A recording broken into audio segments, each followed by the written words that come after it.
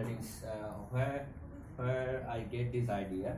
Just few months ago, I conducted a research. The research title was Digital Competency Focused Higher Education, a need gap analysis. On that study, I have found that most of the universities in Bangladesh, they are not providing digital competency focused higher education. So that's why there is a gap. The study has showed. Later, based on the study, then I just tried to understand what's the level of the business professionals, how much competent they are. Is there any gap? So first I have studied about the universities or the educational institutions, and in this study just I have tried to identify what's their level, the digital competency measurement. So this is before starting, just okay. Actually, our paper has been prepared by three authors. This is me, Mahmud Abdullah Mahmud. I'm assistant professor of MIS, and along with there are two co-authors, Mahmud Jahidul Islam, is assistant professor of HRM, and Mohammad Nurul Huda Rajid, he is assistant professor of marketing. We all are colleagues at the Manarat International University. Okay, this is about our. So this is our presentation overview. I will go step by step. First, we will talk about the introduction, and then I'll talk about the objectives, then methodology, then we'll talk about the analysis and findings, and based on that, then we will tell you the recommendation and conclusions. Okay, sorry. So first of all, introduction. Rather than putting the text, just I put in some images related to fourth industrial revolution. I think most of us already known about this, as you attended on the keynote sessions. You have heard about the fourth industrial revolution and the basic difference between from industry to industry. So the first one was handcrafted. Now we call not first one. Before that, that is zero. Then we got our industry one, that was actually mechanized and powered by steam engine, and then on the second industrial revolution, that was based on electricity, and that was mass production and division of labor based. And then for industry 3, it was automation with electronic and logic. And then industry 4, right now we are living here in industry 4, that is cyber physical systems. So this is the scenario of industry's evaluations or revolution, whatever you call. Now this is the fourth industrial revolution. Now if we look at the scenario, if anyone asks you about the fourth industrial revolution, so what area we should focus? We know about the it says fourth industrial revolution, actually this is machine based, and we are hearing about this. Most of our jobs will go to the robots, or robots will perform our jobs. So what would be the focus area of the human being, and what skill the human resources should focus? So to understand that, we need to know what are the key areas that fourth industrial revolutions are focusing. And if you look at this graph, here you see from industry to industry, this is the industry 4, lots of areas are there. Out of that, there are 3 core areas, and if you are competent on these 3 areas, that means you have the capacity to deal up with the challenges from fourth industrial revolutions. And those 3 areas are: number 1, we call the IoT, Internet of Things. You are well known about the Internet of Things. This is the number 1 element. And number 2 is big data analytics. And number 3 is our cyber security based cloud infrastructures. These are the 3 core areas of our fourth industrial revolutions. So if you think about the 3 core components, first one is IoT, Internet of Things. All the devices are based on sensors. These IoT, that means this is helping you to create data. And then organizations are converting these data to informations through big data analytics. Lots of analytics platforms are there, and that's why the data science became very popular in the job industry. We know data scientists are there, so these data scientists they are performing their job in the big data analytics field. And another one is we call cyber security based cloud computing infrastructures. So if you consider this IoT, big data analytics, and cyber security based cloud based infrastructures, all these three are relevant to digitizations or digitalization, whatever you call. So that's why it is important to know the digital competency of the human resources, the human being who are dealing with the business, how much competent they are. That is the focus of our study. So objective of the study, the main objective of the study is to measure the digital competence of the business professionals. And besides this, the study has also tried to identify some of the underlying factors behind the digital competency. Though the study has selected the framework, digital competency framework from European Union, the study has just tested this DCOM framework and then try to identify whether there is any other factors through factor analysis. The study has tried to find out.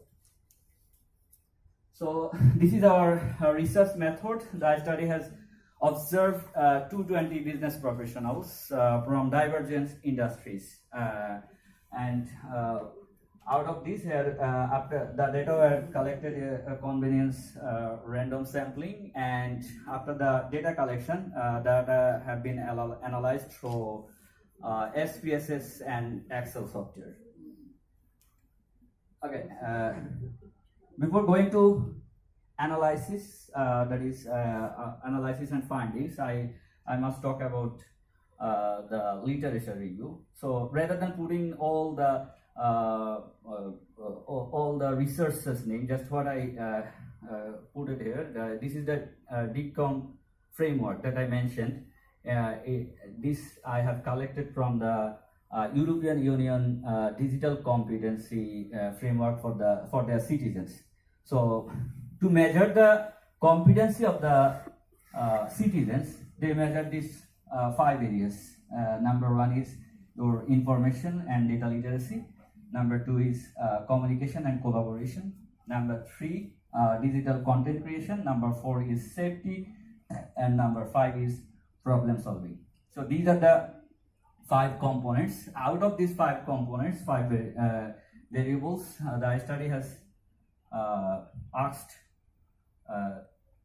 19 questions among these 5 components or 5 variables, and the study has tried to identify the reliability among these variables and how much variance are there among these components, and then the study has identified some factors among these. So this is about our methodology. Now we'll talk about the analysis and findings. So first one, the converse alpha, you know about that, the reliability. And interesting thing is, after analyzing, the study has found, you see the last column, all the converse alpha value is more than 0.7, and this is service. You see the overall converse alpha value is 0.898, and it is clearly acceptable. As we know, if the alpha value, converse alpha value is more than 0.7, then that is the data is consistent, and there is an internal consistency among the variables. And here is gender. We try to maintain the gender equally. That is, out of the 220 respondents, 44% are female and 55% are male. And this is interesting question. That's why I have put it down this. There is a underlying assumption about this, that fourth industrial revolution is bringing some challenges to employee. There are some skill gap. So that's why just we ask these questions to the respondents, that are they getting any pressures to develop their skills to perform their job. And interesting thing is, if you look at the percentage, 65% mentioned that yes, they are getting pressures. That means the skill they hold, it is not enough. Still there are some gap. That's why I have put it down. Besides this, there are some other descriptive analytics. You may check out our research papers to get all other descriptive statistics. Just I am going to straight our factor analysis and others. Okay. Before that, here I need to tell you the overall descriptive statistics about our 5 components of digital competence. Number 1, as I said, information processing. So how much competent the respondents are about the information processing? It says, if you look at the graph, 55% of the independent user.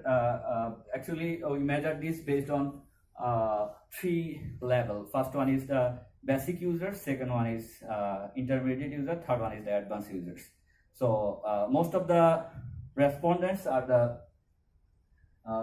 independent users in case of information processing. And in case of content creation, if you see, this is also majority of the respondents belong to independent users level, but here you can see the difference. Here most of the second one is the basic users. For content creation, we are talking about your any kind of content, audio, video, or graphic design, or whatever. How much competent they are.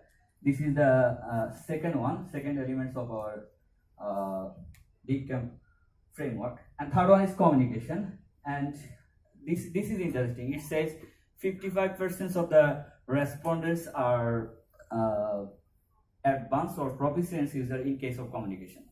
That means business professionals are competent on communication, but they are not competent on some other areas. This is the third element of our digital competency. And in case of safety, it shows very poor data about the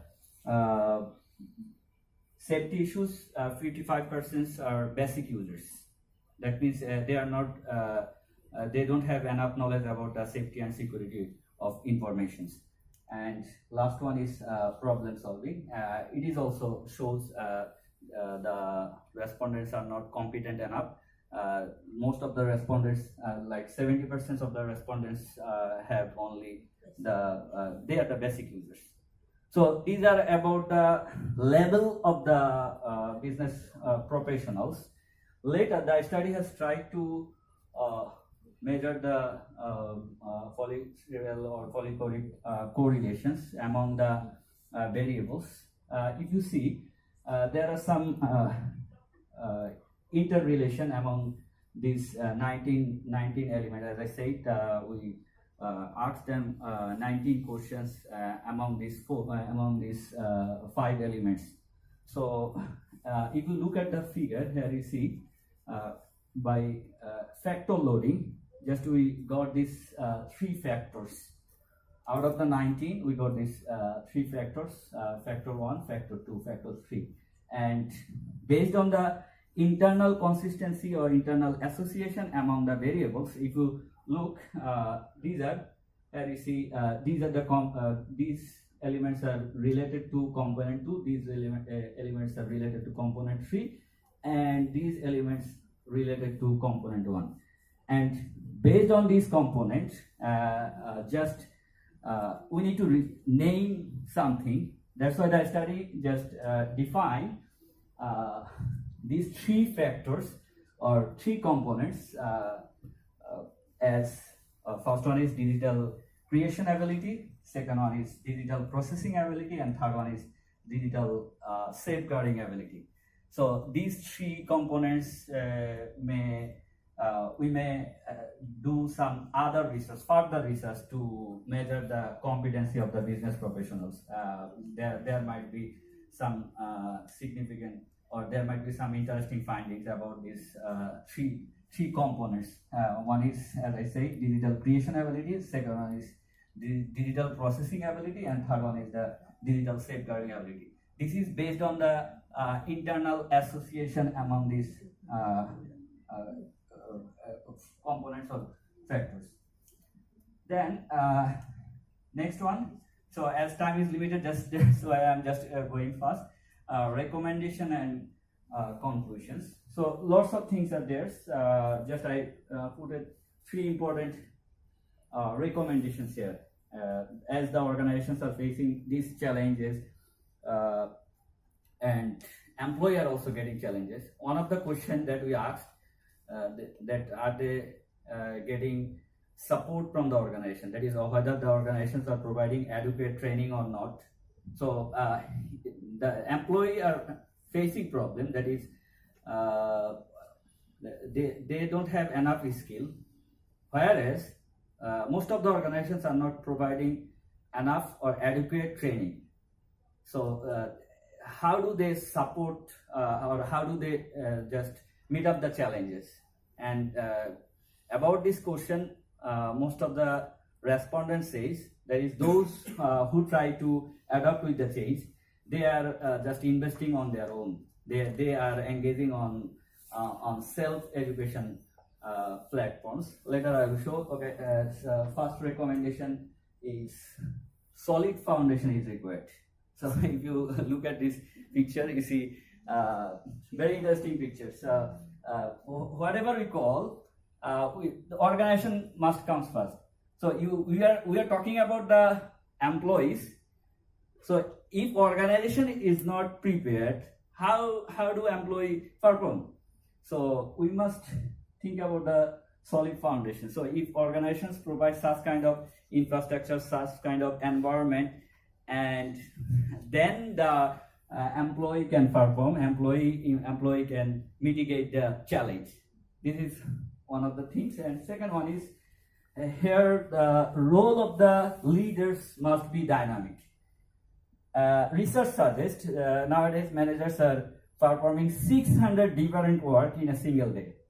So managers' work are very much fragmented, and to perform well, you must develop the digital competency. And if you have the capacity to perform your work digitally, that means it will lead you to control the organization. That is we call dynamism. That dynamism must hold by the leaders. And last one is that is business professionals. I mentioned one thing about the organization, and here this one is about the business professionals. So how do they make themselves competent or up to date? And that is the self-education platform. They should engage on self-education platform MOOCs. That is we call massive open online courses. And one of the interesting thing is most of the respondents relied on LinkedIn learning. There are lots of MOOCs platform, edX, Coursera, Udemy, Udacity, lots of sites. So some high potentials business professionals rely on LinkedIn learning to just develop their skills. So this is all about our findings and recommendations. Now, if you have any question, you can ask.